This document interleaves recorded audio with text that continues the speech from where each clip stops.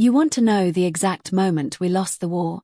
It wasn't when the humans boarded our ships, it wasn't when our soldiers started dying in corridors they had defended for decades, and it definitely wasn't when High Command ordered the invasion. No, we lost long before that. We lost the moment our first soldier tried to stand on Earth, and couldn't. At the time, none of us understood what we were seeing. We thought it was a malfunction. Equipment failure.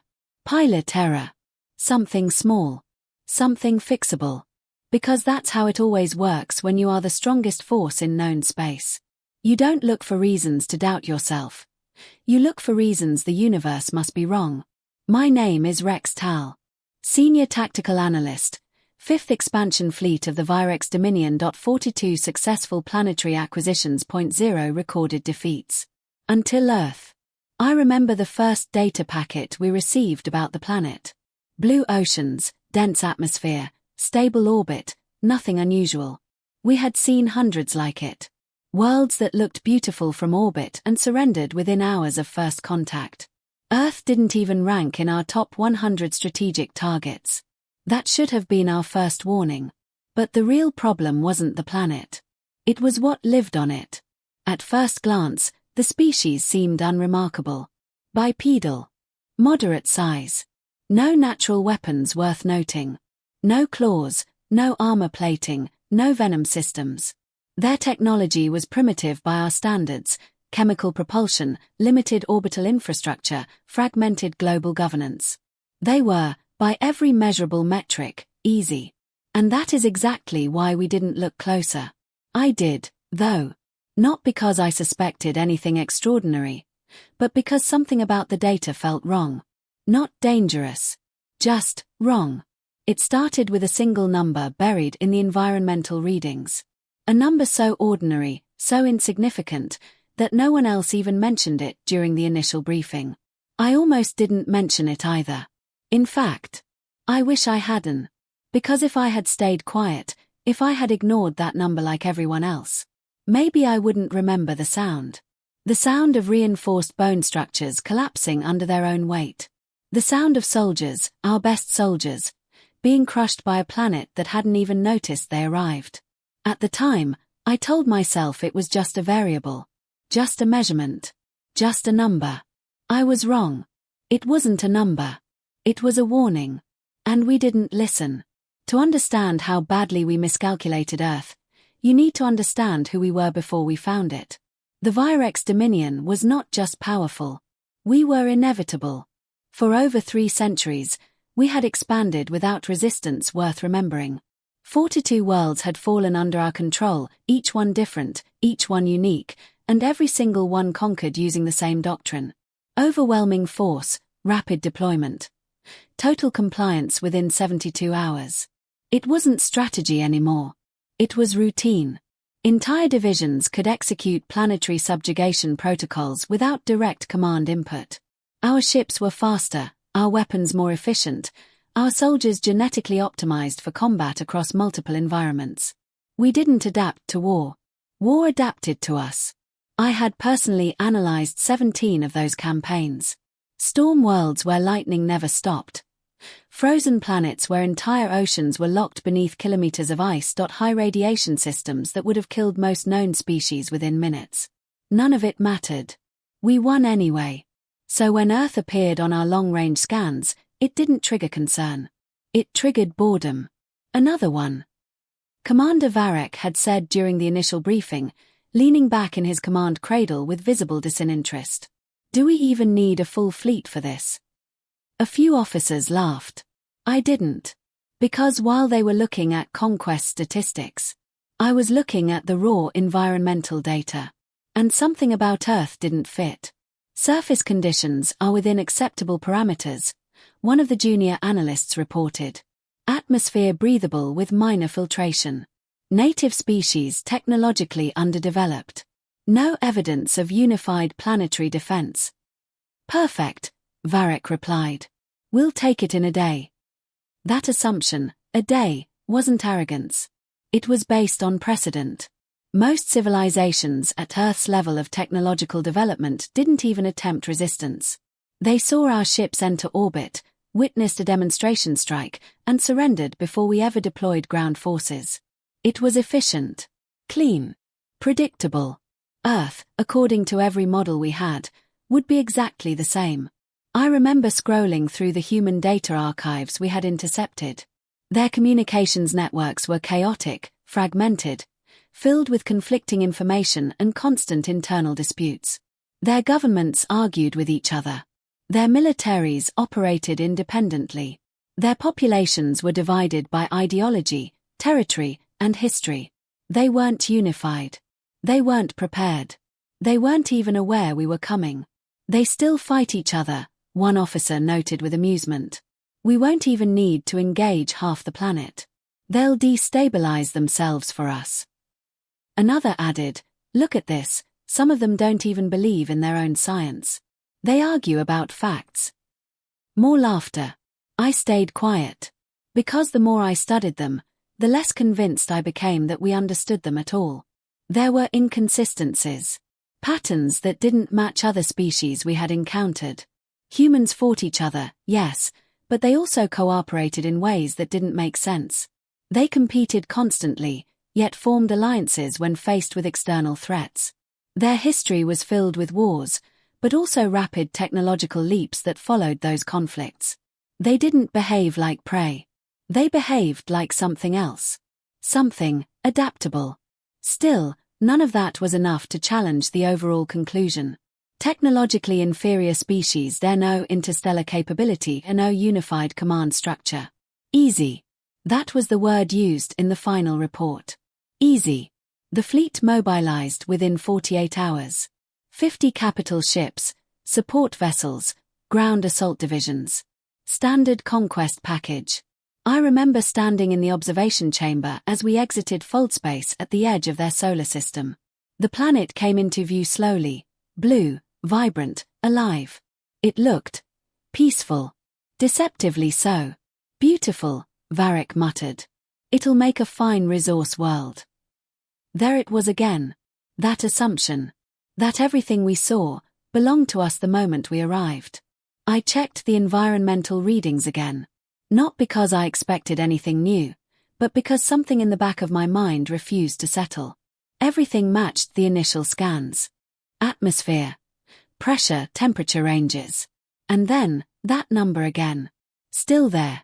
Still unchanged. Still ignored. Analyst. Varric's voice cut through my thoughts. Final assessment. Any reason this operation won't proceed as planned? That was the moment. The exact moment I could have changed everything. I hesitated. Just for a second. Then I looked back at the data, at the long list of victories behind us, at the officers already preparing deployment protocols. And I made the same mistake everyone else did. I assumed we were right. No, Commander, I said. No significant threats detected. Varric smiled. Good, he said. Prepare the landing party. And just like that, the fate of our entire fleet was sealed. The number didn't look dangerous. That's the part one keep coming back to. If it had been extreme, if it had been outside expected parameters, someone would have flagged it immediately. Command would have delayed. Engineers would have recalculated. Protocols would have shifted. But it wasn't extreme. It was just higher. 9.8 meters per second squared. That was Earth's surface gravity.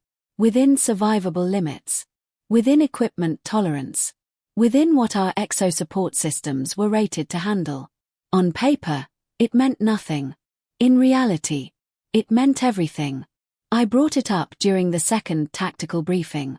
Not dramatically. Not urgently. Just professionally. Commander, I said, projecting the environmental chart into the center of the chamber, there is a gravitational discrepancy worth noting. Varric didn't even look at it at first. Clarify. Earth's gravity is significantly higher than the Dominion standard baseline, I explained. Approximately 35% above the average of previously conquered worlds. That got a few glances. Nothing more. Within tolerance? One of the officers asked. Yes, I said. For equipment. That distinction should have mattered. It didn't. Varric finally turned his attention to the display. His expression didn't change. We've operated on higher gravity worlds before. Yes, Commander, I replied carefully. But not at this scale. Not with a species that evolved under those conditions.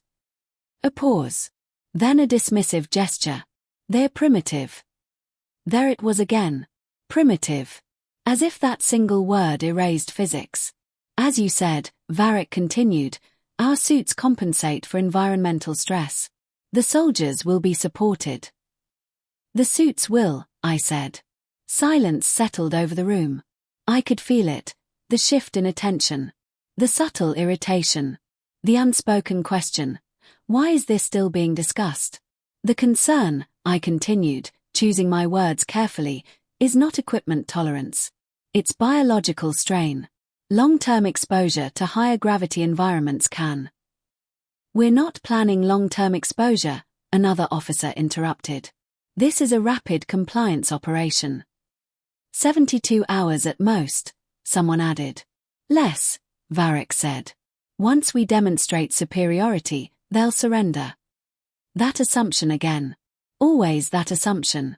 I adjusted the display, overlaying comparative data from previous campaigns.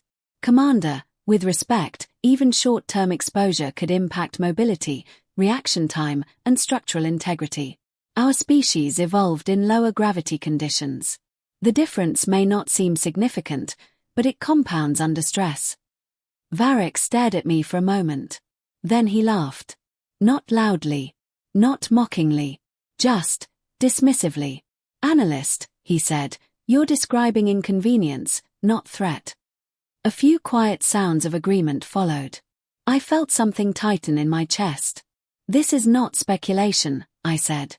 We have limited data on how sustained high-gravity environments affect our physiology under combat conditions. At minimum, I recommend deploying unmanned probes for ground-level verification before committing troops. There it was. My warning. Clear. Reasonable. Preventable. And completely ignored. Denied, Varric said immediately. No hesitation. No discussion. Commander. We did not cross half the sector to send machines to do what soldiers are trained for, he said, his tone sharpening slightly. You're overanalyzing. I'm identifying a variable we don't fully understand. And I'm telling you it doesn't matter. The room went quiet again. Not tense. Just, closed. Decision made. Discussion over. I should have pushed harder. I know that now. I should have escalated. Filed a formal objection. Forced a review. Done something, anything, to delay the landing.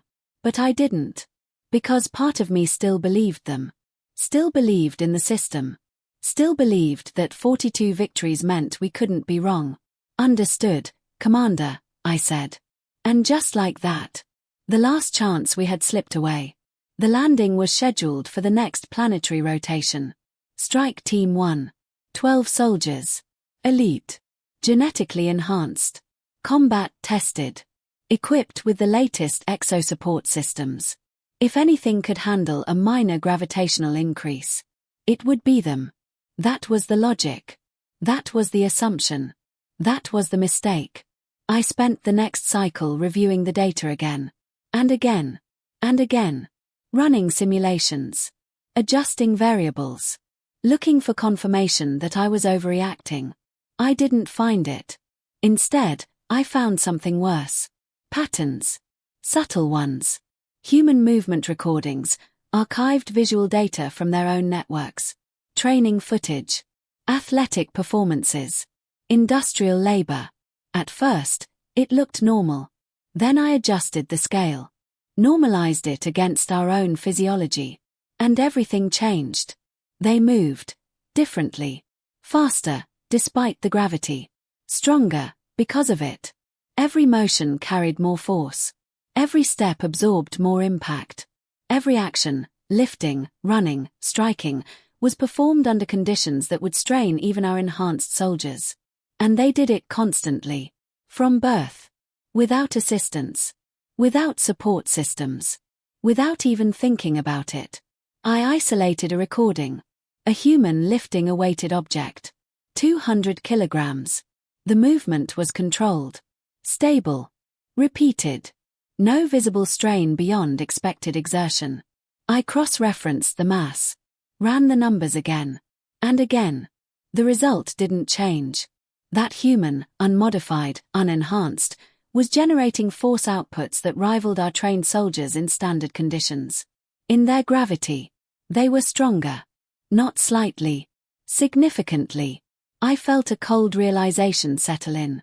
We weren't preparing to fight a weaker species. We were preparing to enter an environment that had been training them their entire existence. Just a number, I had told myself. Just a measurement. Just a variable. I closed the data file slowly. Because deep down, I already knew what was going to happen next. I just didn't know how bad it would be. Or how quickly everything would fall apart. The landing began at dawn. Not that it mattered. The humans didn't know we were there yet. Their cities were still waking up. Lights flickering on. Vehicles moving along structured pathways. Billions of lives continuing in complete ignorance of what was about to happen above them. We had done this before. Dozens of times. Arrive unseen, deploy precisely, end it quickly. Strike Team 1 assembled in the deployment bay, their armor systems active, exosupport frames humming quietly as they calibrated to Earth's environmental data. Lieutenant Corps led them. Best in the division. Calm. Efficient. Proven. If anyone could make this routine, it was him. All systems green, he reported. Vitals stable. Suit integrity optimal. Gravitational compensation active. Everything looked perfect. That was the problem. From orbit, everything always looks perfect. I was in the operations chamber, monitoring every feed simultaneously. Biometrics, suit diagnostics, atmospheric readings, gravitational fluctuations. That number again. 9.8. Steady. Unchanged. Waiting. Final check, Commander Varick said over the comms. Any objections? I hesitated. Just for a fraction of a second. This was it. Last chance. Say something. Stop this. Delay the landing. But the data hadn't changed. The numbers were still within tolerance. The suits were functioning. The models said it would work. And models had never failed us before. No objections, I said. The words felt heavier than they should have. Proceed, Varick ordered. The transport detached from the flagship smoothly, descending through Earth's atmosphere in a controlled burn. Friction built along its hull, plasma trails forming briefly before dissipating as it stabilized.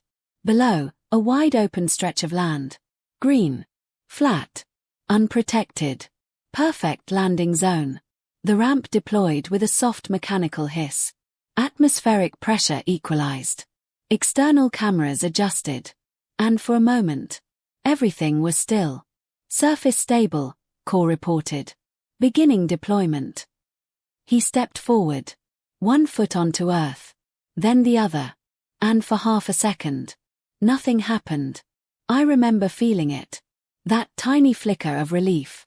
Maybe I was wrong. Maybe. Corps' legs buckled. Not gradually. Not with warning. They simply failed. His body dropped instantly, armor slamming into the ground with a force that echoed through the audio feed. A sharp, wet cracking sound followed. Then another. And another. Corps. Varick's voice cut in. Report. Static. Then breathing. Strained. Rapid. Wrong. Sir, Corps' voice came through, distorted but clear enough. I can't. Another sound. Louder this time. Bone. Breaking. My legs, he gasped. They. The feed cut briefly as his biometrics spiked violently. Internal pressure alarms triggered inside his suit. Structural overload. Not of the armor. Of him. They broke, he whispered. Silence filled the command chamber. Not confusion. Not yet. Just disbelief. That's not possible, one of the officers said. The second soldier moved. Instinct. Training. He stepped down beside Corps, reaching for him. Hold still, he said. I've got. He didn't finish the sentence. 2 steps. That's all he managed. Then his knees collapsed inward with a sickening snap. His entire body followed, hitting the ground harder than the first. The impact sound was worse this time. Heavier. Final. More alarms. More spikes.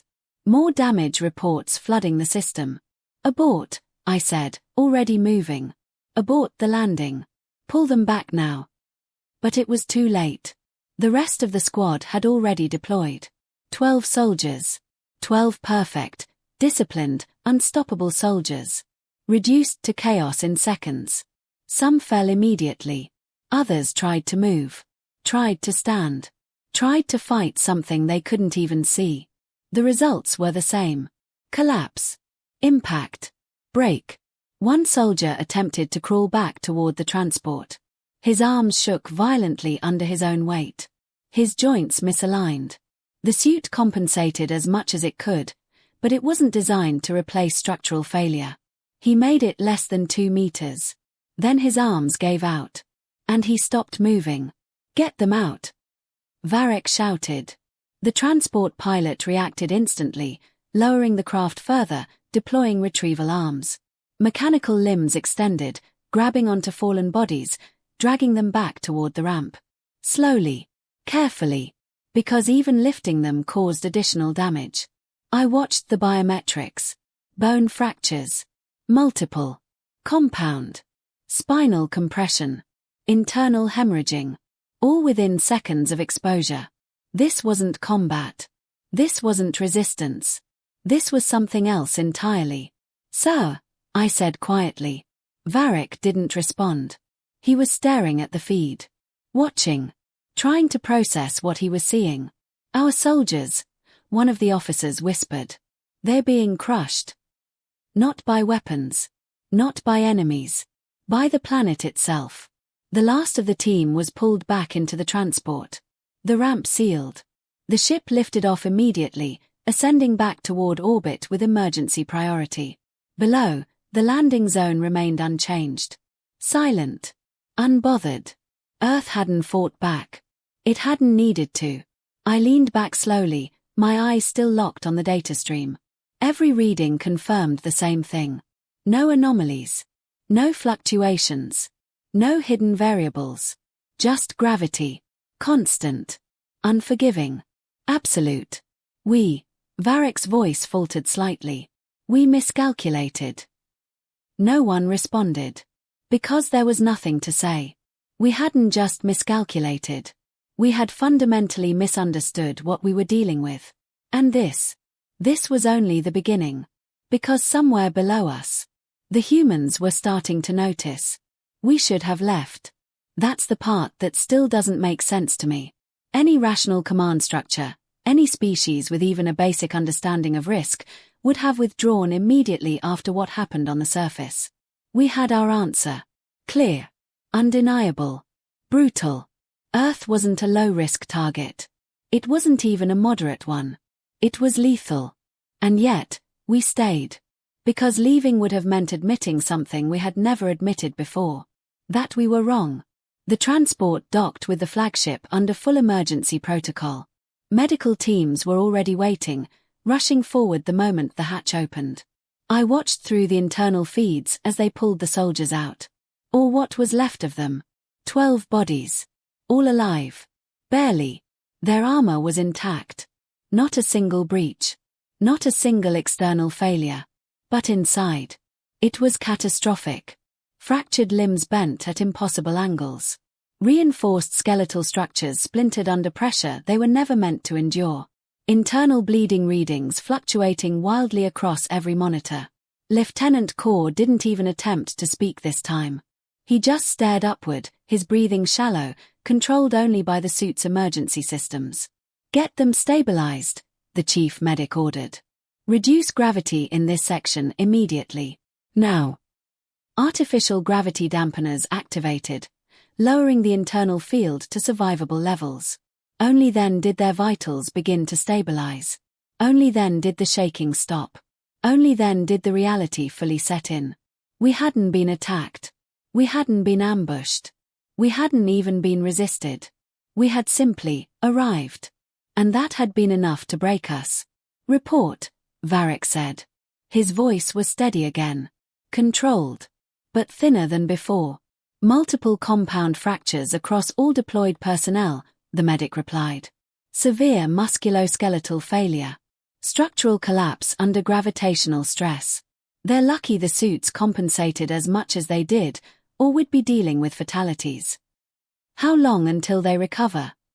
A pause. Then. They won't fully recover, Commander. Silence. Clarify. Even with advanced reconstruction, some of this damage is permanent. Their bodies were not designed for that level of sustained force.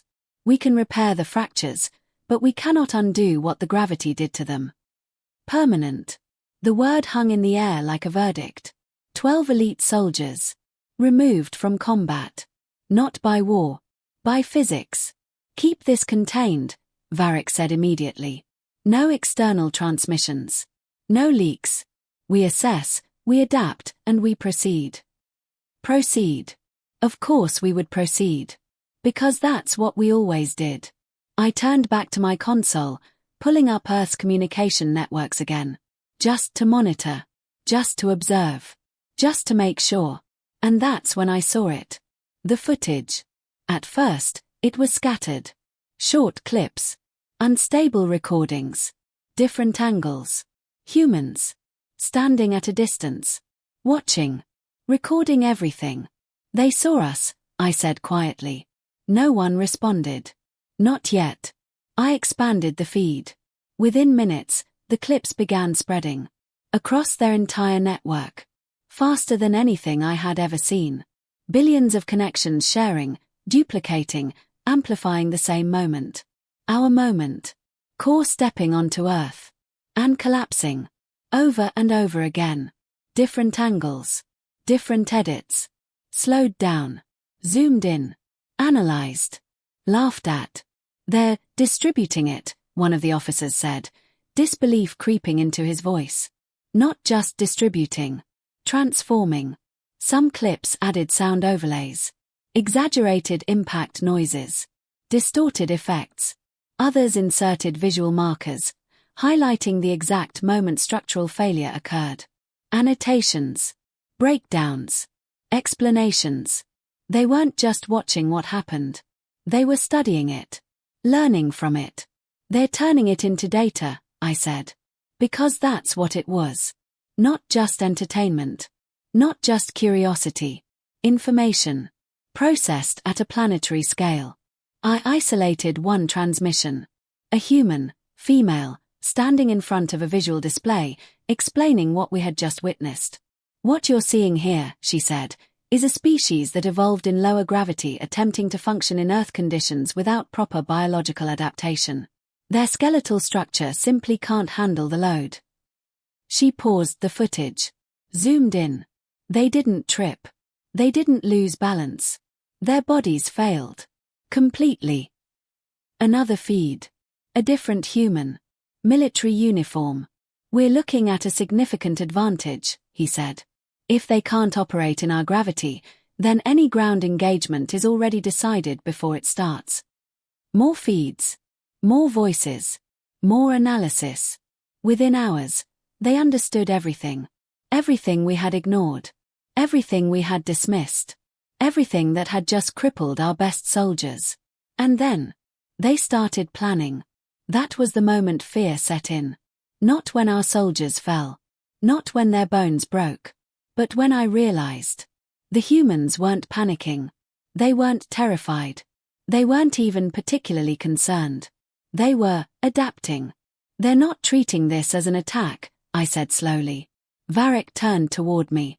What are they treating it as? I looked at the data. At the spread of information. At the speed of their response. At an opportunity. The word settled heavily across the chamber. Because deep down, we all understood what that meant. We had just revealed our greatest weakness. To an entire planet. And they were already figuring out how to use it. The worst part. They were doing it faster than we could respond. Faster than we could adapt. Faster than we could even fully understand what had gone wrong. We control the orbit, one officer said, trying to regain some sense of certainty. They can't reach us. They can't threaten us up here. Maybe. At that moment. It sounded reasonable. Logical. Comforting. But I had been watching them. Studying them. Analyzing the patterns no one else wanted to see. And something about that assumption felt dangerously familiar. Because it sounded exactly like what we had said about Earth. Right before we landed. Right before everything fell apart. They're not going to stay on the ground, I said quietly. No one laughed this time. No one dismissed it. Because now they were starting to understand. We hadn't just failed. We had shown them exactly how to defeat us. And they were already getting ready to try. It took them less than 6 hours to understand us. That was the part that truly terrified me. 6 hours. We had spent decades refining our conquest doctrine. Centuries optimizing our strategies, our equipment, our biological enhancements. The humans. They watched a few minutes of footage. And solved us. I tracked their networks continuously, filtering out noise, isolating high-value communications. Military channels. Scientific exchanges. Strategic discussions. At first, it was analysis. Breakdowns of our physiology. Comparisons between gravitational baselines. Speculation about our limitations. But then, the tone changed. The questions stopped being what happened. And started becoming, how do we use this? I pulled up a secure transmission between two human military analysts. If their bodies fail under Earth gravity, one said, then we don't fight them here. Obviously, the other replied. We bring the fight to environments where we're stronger. A pause. Or we force them into situations where they can't compensate. Exactly. I felt something cold settle into my chest. They weren't reacting. They were strategizing. Fast. Efficient. Focused. Another feed. This time visual. Human soldiers. Training. At first, it looked routine. Then I noticed the adjustments. Weighted gear. Increased load resistance. Enhanced movement drills under strain. They were amplifying their own advantage. Not just accepting it. Weaponizing it.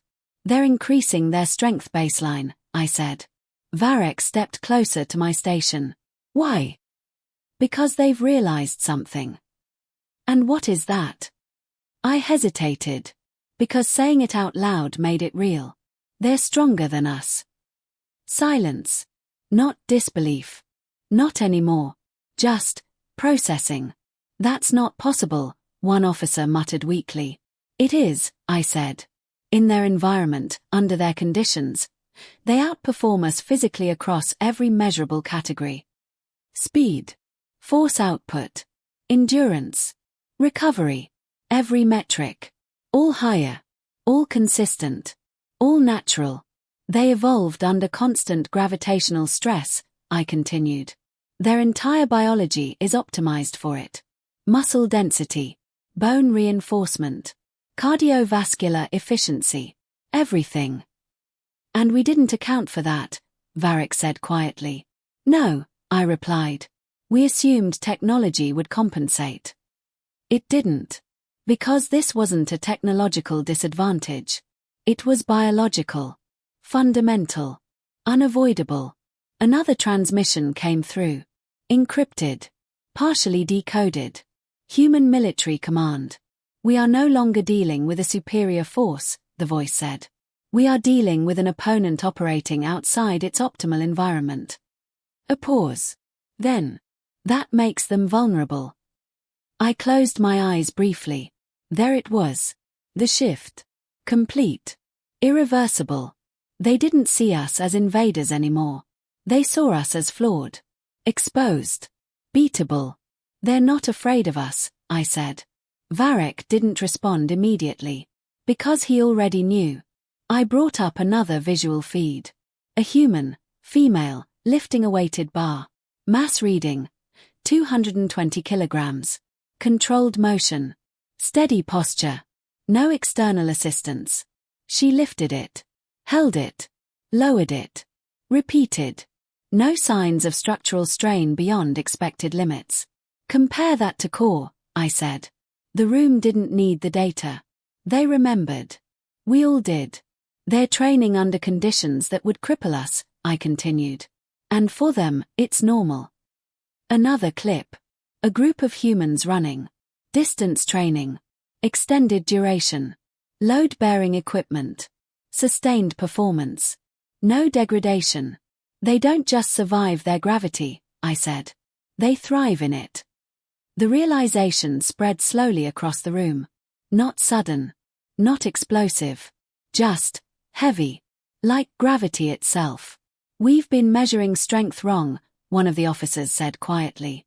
Yes, I replied. Because we had. We measured strength in controlled conditions. Standardized environments. Balanced variables. The humans. They measured strength against resistance. Against pressure. Against constant force. And they had been doing it since birth. They're not a weak species with advanced tools, I said. They're a strong species that hasn't needed them yet. That distinction changed everything. Because it meant their potential hadn't even been fully realized. They're going to attack, I said. This time, no one questioned it. No one dismissed it. Because now, it made sense. On what scale? Varric asked. I looked at the data. At the rate of adaptation. At the speed of their coordination. At the patterns forming across their networks. Global, I said. Coordinated. Deliberate. They're preparing for war. The word felt different now. Heavier. More dangerous. Because before, war had always meant one thing. Victory. Now, it meant something else entirely. Uncertainty. I pulled up a final transmission. Clear. Direct. Unencrypted. A human voice. Calm. Measured. We are not under attack, the voice said. We are being tested. A pause. Then. And we are about to respond.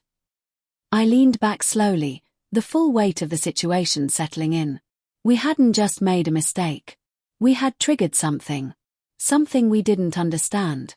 Something we couldn't control. And for the first time in my entire career, I realized we weren't the dominant force in this situation. We were just the first to make a move. And the humans were about to make theirs. The first week after the failed landing was the most dangerous. Not because anything happened, but because everything was changing. Quietly. Rapidly. Irreversibly. At first, the humans focused on understanding us. By the end of the week, they were preparing to fight us. And they weren't doing it slowly. They weren't debating. They weren't hesitating. They were accelerating. Every major communication hub on their planet lit up with coordinated activity. Nations that had spent decades opposing each other suddenly began sharing data openly. Military channels merged. Scientific institutions synchronized research. Barriers dissolved. Not completely, but enough. Enough to matter. They're unifying, I said. Varric stood behind me, watching the same feeds. They've never done this before, he muttered. Not like this, I agreed. Because they hadn't. Everything we had studied about them suggested fragmentation. Division. Internal conflict. But now, they had a common problem. Us. And that changed everything. I isolated multiple data streams. Weapons development. Training protocols. Infrastructure adjustments. All increasing at a rate that didn't make sense. They're compressing timelines, I said. Research cycles that should take years, they're doing them in days. How? I didn't have a good answer. But the data didn't lie. They're prioritizing efficiency over perfection, I said finally. They don't need optimal solutions. They need functional ones. Fast. Another feed opened. Testing grounds. Human soldiers in reinforced gear, moving through obstacle courses under increased load conditions. Running faster. Lifting heavier. Striking harder. They're not just training, I said. They're upgrading themselves. Varric frowned. Biological modification. No, I replied. Adaptation. Because that's what it was. They weren't changing what they were. They were pushing it further. Another clip. Close combat drills. Human sparring. Aggressive. Unpredictable. Efficient. One struck another, hard enough to send them to the ground. The second human got back up immediately. No hesitation. No pause. Continued the drill. They don't stop when injured, I said. That was new. Or maybe it wasn't. Maybe we had just never noticed. They expect damage, I continued. They train through it. That changed combat projections significantly. Pain wasn't a deterrent for them. It was part of the process. Run a comparison, Varric said. I already had. Under equivalent conditions, I said, a human can sustain operational capability even after injuries that would incapacitate our soldiers. He didn't respond. Because there was nothing to say. Another feed. Industrial sector. Humans constructing something. Large scale. Rapid deployment structures. What is that? One of the officers asked. I enhanced the image. Analyzed the components. Cross-referenced materials. And felt something tighten in my chest again. They're building launch systems, I said. For what? Varric asked. I didn't answer immediately. Because I already knew. They're not waiting for us to come back down, I said. Silence. They're coming up. That changed everything. Orbit was supposed to be our advantage. Our domain. Our control zone. But the humans were closing that gap. Fast. Another transmission. Intercepted. Human Engineering Division. We don't need perfect accuracy, one voice said. We need volume. Agreed, another replied. If even a fraction makes contact, it's enough. Contact. Not strike. Not destroy. Contact. They're planning boarding actions, I said. The room went still. That's not possible, an officer said. They don't have the technology. They didn't have the understanding 6 hours after our landing either, I replied. And now they do. That was the pattern. Every time we assumed a limitation, they removed it. Every time we relied on precedent, they broke it. Another feed. Weapon testing. Projectile systems. Crude compared to ours. Inefficient. But powerful. Velocity-based. High impact. They're compensating for lack of energy weapons with kinetic force, I said. Will it work? Varric asked.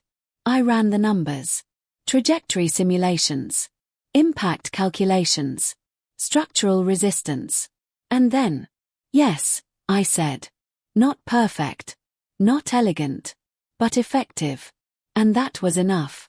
They're not trying to match us, I continued. They're trying to counter us. That was the difference. We built systems to dominate. They built systems to win. Another alert. New classification. Priority flag. Encrypted. Partially decoded. Designation. Operation Anvil. I isolated the data. Broke through the outer encryption layers. And what I saw made everything worse. They're building insertion pods, I said slowly. Varric leaned closer. Define. Heavily reinforced capsules. Compact. High-velocity deployment. Designed to breach hulls and deliver personnel directly into ships. How many? I checked the production estimates. Ran the numbers twice. Just to be sure. Hundreds, I said. The word felt too small. They're planning mass boarding. No one spoke. Because now, it was clear. This wasn't preparation. This was execution. They're not defending Earth, I said. They're preparing to take the fight to us. And the worst part. They weren't afraid of doing it. Another human transmission surfaced. Unencrypted. Deliberate. We've spent our entire history fighting under pressure, the voice said. Gravity. Conflict. Survival. A pause. Then, This is just another environment. I stared at the feed. At the calm confidence. At the complete absence of fear. They're ready, I said quietly. Varric finally spoke. For the first time since this phase began.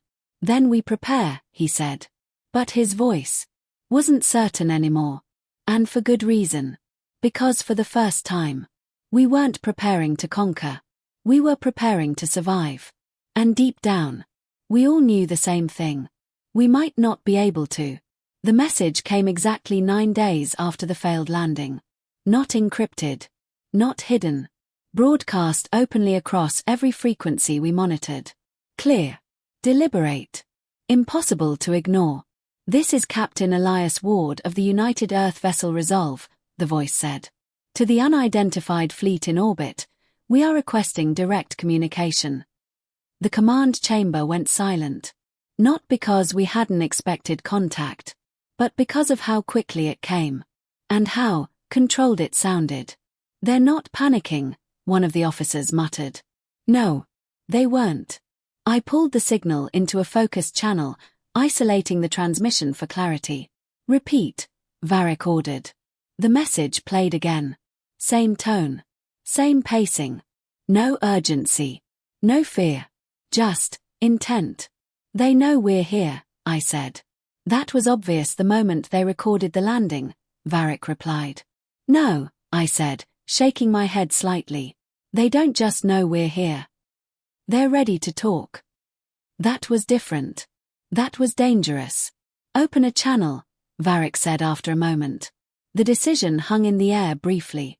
Because this wasn't standard procedure. We didn't negotiate with pre-interstellar species. We didn't respond to unknown requests. We dictated terms. But that was before. Before gravity. Before failure. Before everything changed. Channel open, I confirmed. A brief flicker across the main display. And then he appeared. Human. Male. Midlife. By their biological indicators. Calm expression. Direct gaze. No visible tension. Commander of the orbital fleet, he said, his voice steady. Thank you for responding. Varric straightened slightly. You initiated contact, he replied. State your purpose. No hostility. But no warmth either. Measured. Controlled. The human nodded once. My purpose is simple, he said. To prevent unnecessary loss of life. A quiet ripple moved through the chamber. Not laughter. Not disbelief. Just discomfort. Because the statement didn't sound like a plea. It sounded like a warning. You assume conflict, Varric said. I observe behavior, the human replied immediately. Your fleet entered orbit without communication. You deployed armed personnel into one of our population centers. That qualifies as hostile intent by our standards. He paused. But we are willing to acknowledge that your first attempt did not go as planned. That was deliberate. That phrasing. Careful. Respectful. But not forgiving. We are assessing the situation, Varric said. Good, the human replied. So are we. I felt something shift again. Subtle. But unmistakable. This wasn't negotiation. This was positioning. You have an opportunity, the human continued, to choose how this ends. Varric's eyes narrowed slightly. You speak as if the outcome is uncertain. The human tilted his head just enough to register the statement. It is, he said. For you. Silence. Heavy. Uncomfortable. No one spoke. Because no one could. Not without acknowledging what we all knew. You believe you have an advantage, Varric said finally. I don't believe, the human replied. I measure. He gestured slightly off-screen. A display appeared beside him. Data. Our data. Gravitational analysis. Physiological projections. Combat simulations. They had everything. Everything we had tried to contain. You cannot operate effectively on our surface, he said calmly. Your soldiers proved that. That was a limited deployment, Varric countered. We can adapt. I'm sure you can, the human said. Eventually. Another pause. But we don't need to fight you on the surface. There it was. The shift. The real message. We can fight you anywhere. The room felt colder. They're bluffing, one of the officers whispered. But no one sounded convinced. The human continued. You have superior technology. Faster ships. More advanced weapons. He didn't deny it. Didn't challenge it. Didn't even question it. But we have something you underestimated. Varric didn't ask. He didn't need to. Time, the human said. A beat. Pressure. Another. And the ability to adapt faster than you expect. I felt my pulse increase slightly. Because he was right. Every word. Every observation. Every conclusion. Accurate. We are not interested in war, the human continued. But we are prepared for it. Prepared. Not hoping to avoid it. Not trying to escape it. Prepared. We are offering you a choice, he said. Withdraw from our system. No further conflict. No retaliation. No pursuit. Generous. More generous than we deserved. And if we refuse? Varric asked. The human didn't hesitate. Then we escalate. Simple. Direct. Unavoidable. And you believe you can win? Varric pressed. The human met his gaze. Completely steady. No, he said. A flicker of confusion moved through the room. Then. We know we can. Silence.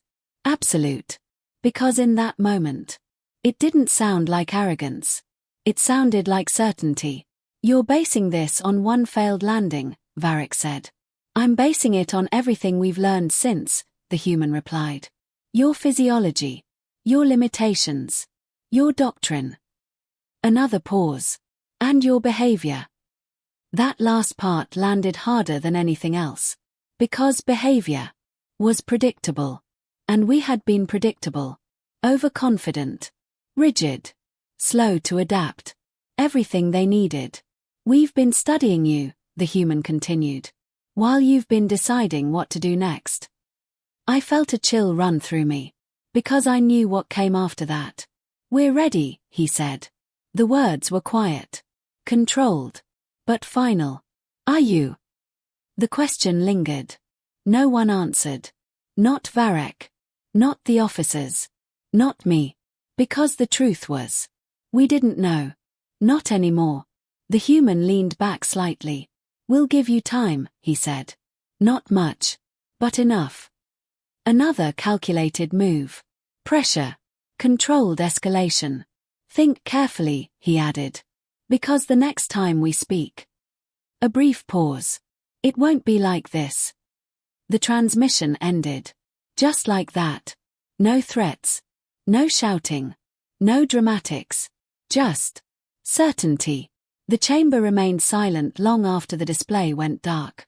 Because every single one of us understood the same thing. They had offered peace. But they weren't hoping for it. They were ready for what came next. And somehow, that was far more terrifying. I looked back at my console. At the data. At Operation Anvil. At the trajectories already being calculated. They were already preparing, I said quietly.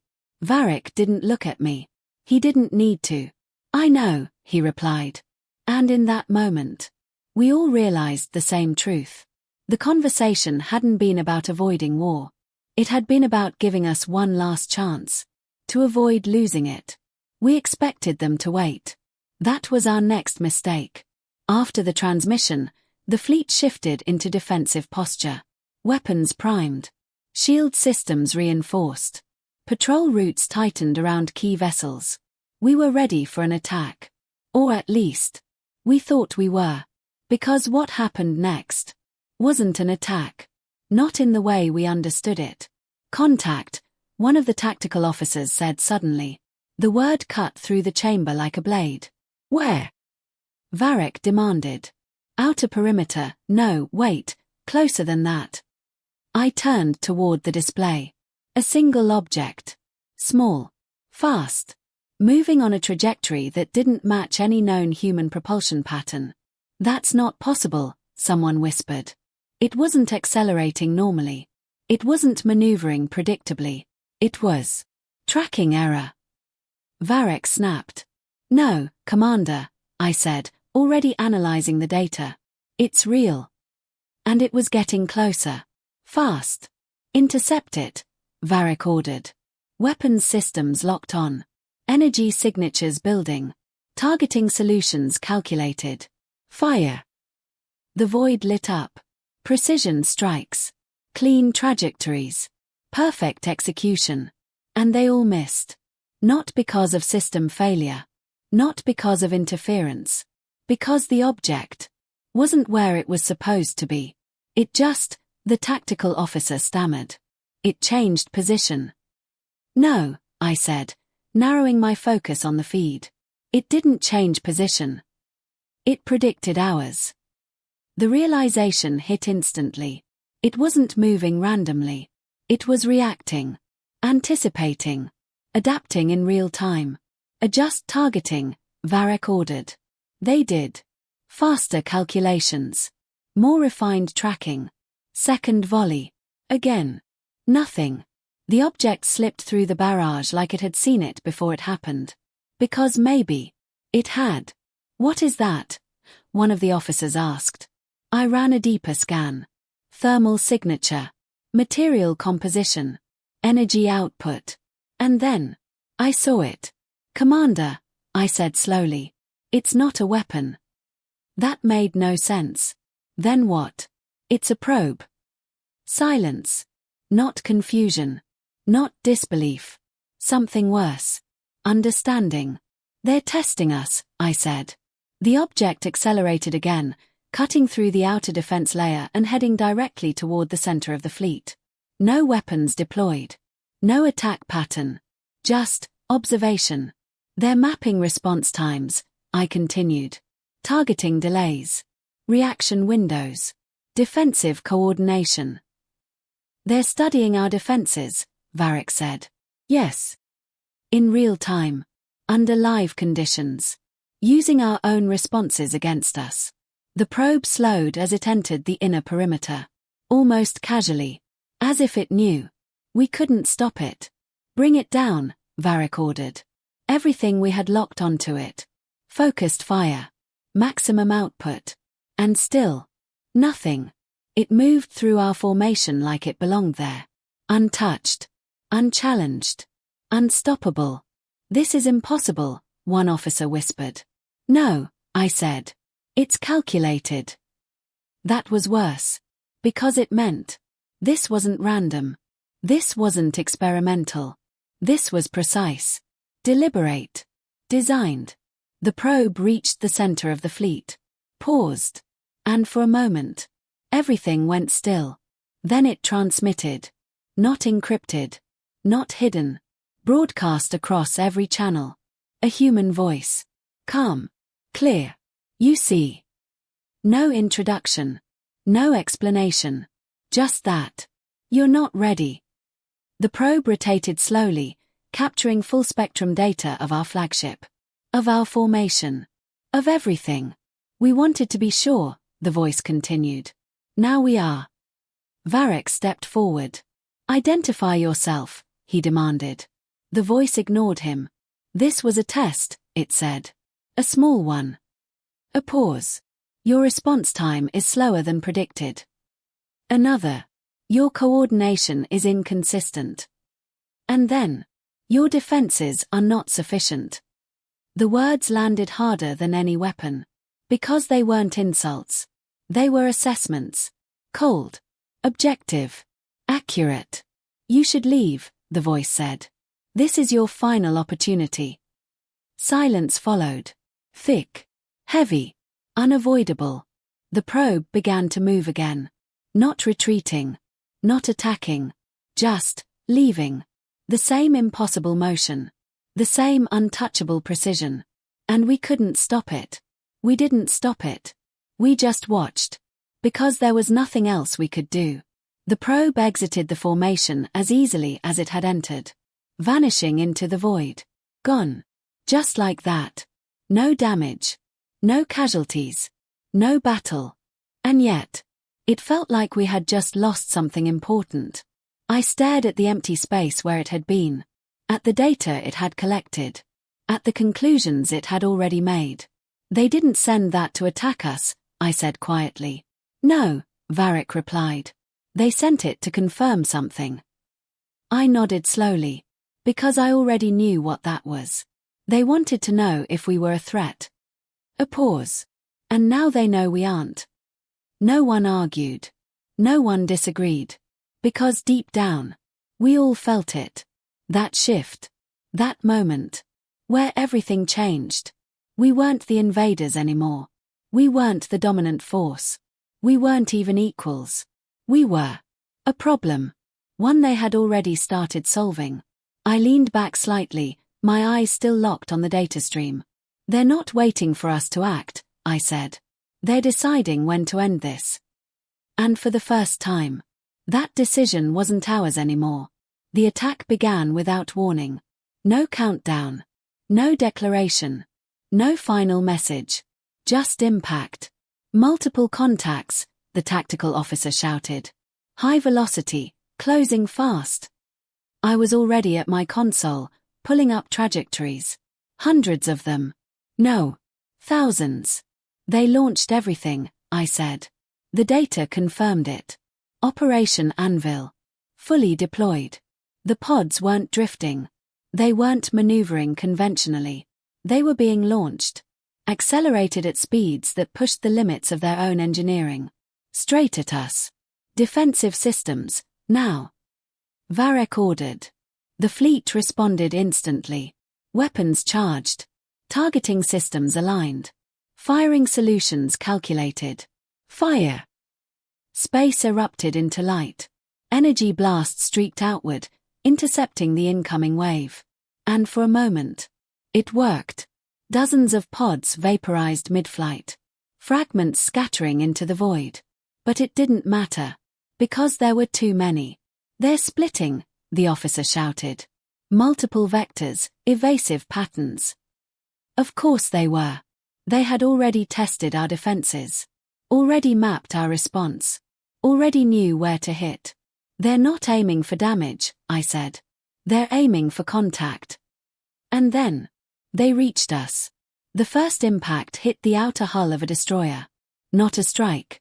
Not an explosion. A breach. The pod punched through reinforced plating like it was designed for it, because it was.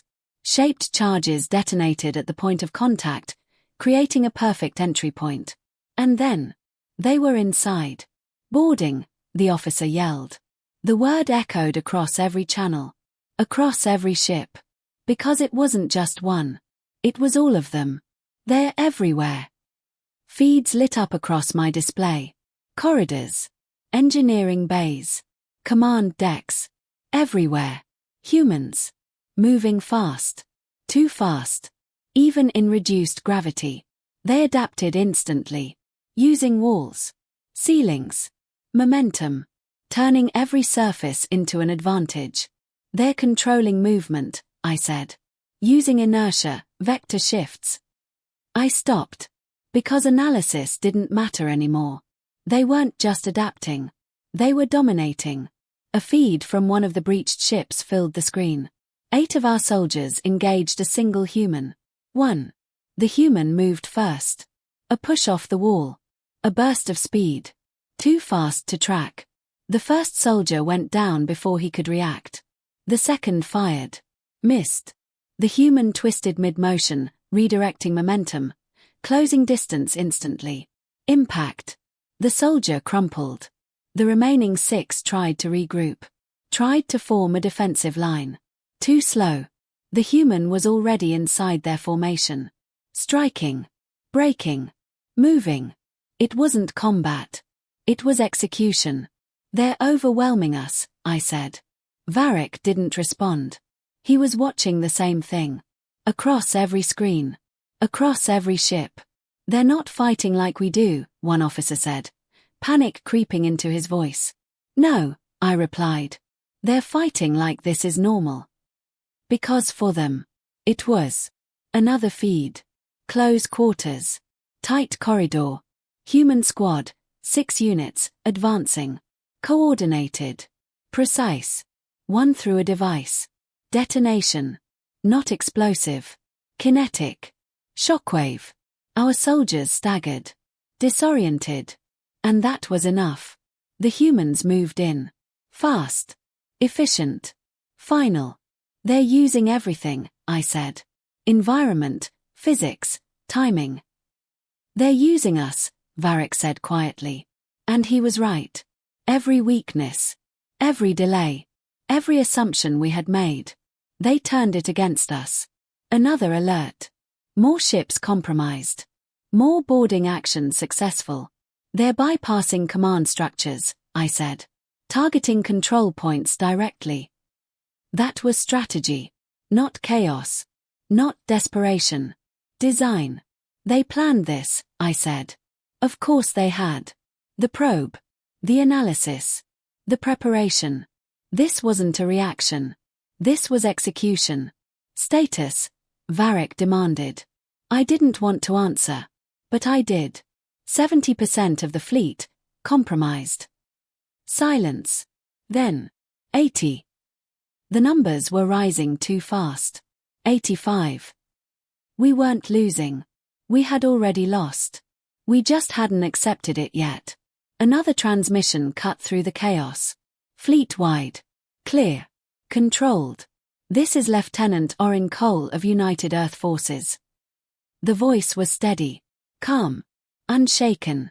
We have secured multiple vessels. Resistance is being neutralized. Neutralized. Not destroyed. Controlled. You have one opportunity, the voice continued. Stand down. No threats. No rage. Just certainty. If you continue to resist, he said, we will take the remaining ships by force. A pause. And then, you have seen what that looks like. Yes, we had. Across every screen. Across every feed. Across every ship. Bodies. Broken. Systems failing. Control slipping away. They've taken the fleet, one officer whispered. Varric stood still. Silent. Watching. Processing. Understanding. How? He said finally. The question wasn't for us. It was for himself. We had superior technology. No one answered. Because the answer was already there. On every screen. In every feed. In every broken formation. I stepped forward slightly. We brought technology to a strength fight, I said. And they are stronger. The words felt final. Because they were. Another impact. Closer this time. The flagship. Our ship. The deck shook beneath us. Alarms screamed. Boarding breach, someone shouted. They're inside. Of course they were. There was no stopping it. Not anymore. Varric turned to me. For the first time since this began. There was no command in his eyes. Only clarity. Rex, he said quietly. Yes, Commander. Prepare the data archive. I understood immediately. Record everything. Preserve it. Learn from it. If there was anything left to learn. And you? I asked. He looked toward the main display. At the chaos. At the collapse. At the end of everything we thought we were. I'm going to end this, he said. Not fight. Not win. End. He stepped forward. Opened a fleet-wide channel. And for the first time in Dominion history, he gave an order no one had ever given before. All units, he said. Stand down. Silence. Then. Power down all weapons. Do not engage. Surrender to Earth forces immediately. The words echoed across the fleet. Across every ship. Across every remaining system. And just like that. It was over. Not with an explosion. Not with destruction. But with acceptance. We had been defeated. Completely. Decisively. And faster than any of us thought possible. I stood there, staring at the screens as the chaos began to settle. As resistance faded. As control shifted. As everything we had built fell into someone else's hands. They didn't just beat us, I said quietly. Varric didn't look back. No, he replied. They understood us. And that was worse. Silence. That's what I remember most after it ended. Not the alarms. Not the fighting. Not even the moment we surrendered. Just silence. The kind that comes when something irreversible has already happened. The kind that tells you there is no going back. The humans moved through the ship with precision, securing systems, isolating command nodes, disarming what little resistance remained. Efficient. Controlled. Not chaotic. Not vengeful. Just complete. I expected retaliation. I expected anger. After all, we had come to conquer their world. We had deployed soldiers into their cities. We had treated them like a resource.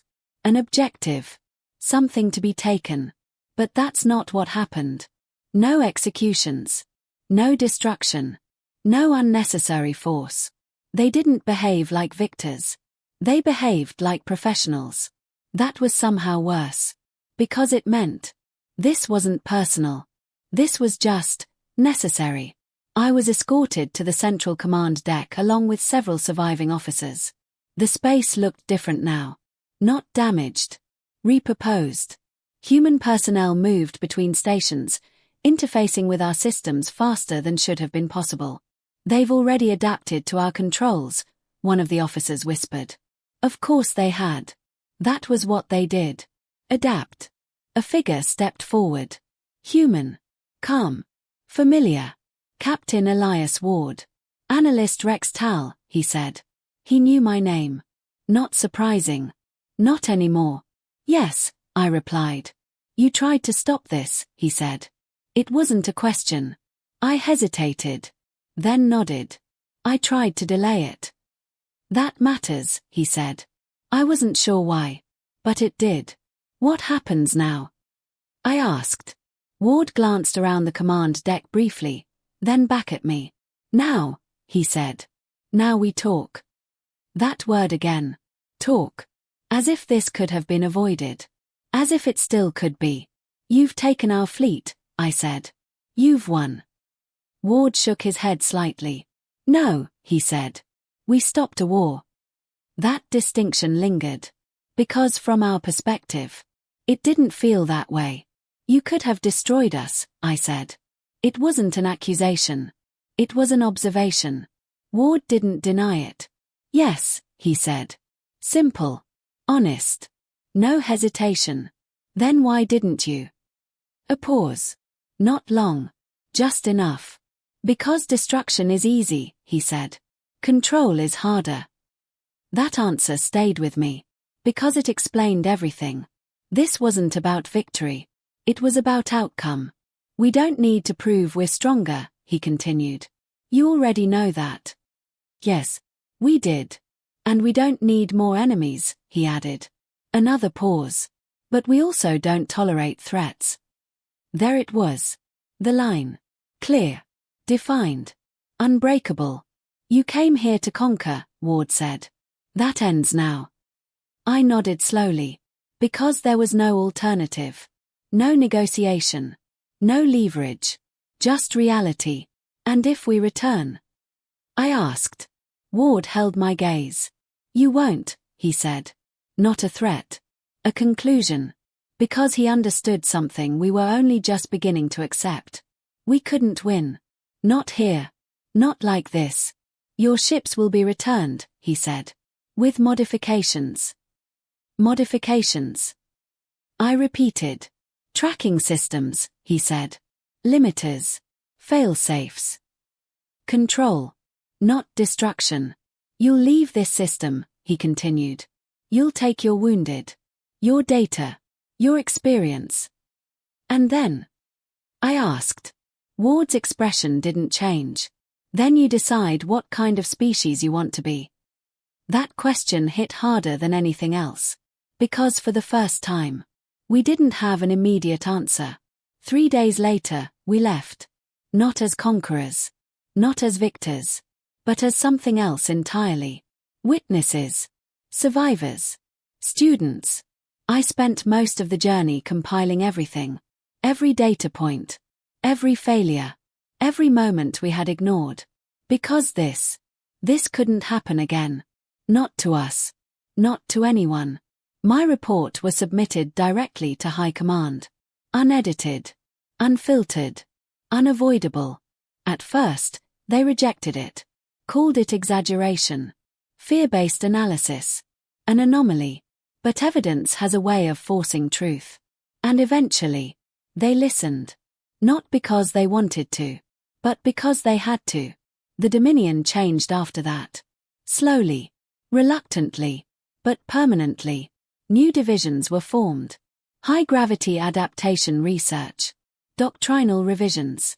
Strategic reassessment of previously ignored worlds. All because of Earth. Because of what it had shown us. Because of what it had done to us. Months later, I was reassigned. Not to a fleet. Not to expansion. But to something new. Analysis. Prevention. Understanding. And every time I review a new planetary profile, every time I see those numbers begin to rise, I remember. The sound. The collapse. The moment everything changed. We thought gravity was just a number. Just a measurement. Just a variable. We were wrong. Gravity isn't just force. It's pressure. It's adaptation. It's evolution. It's a weapon. A silent one. A constant one. A perfect one.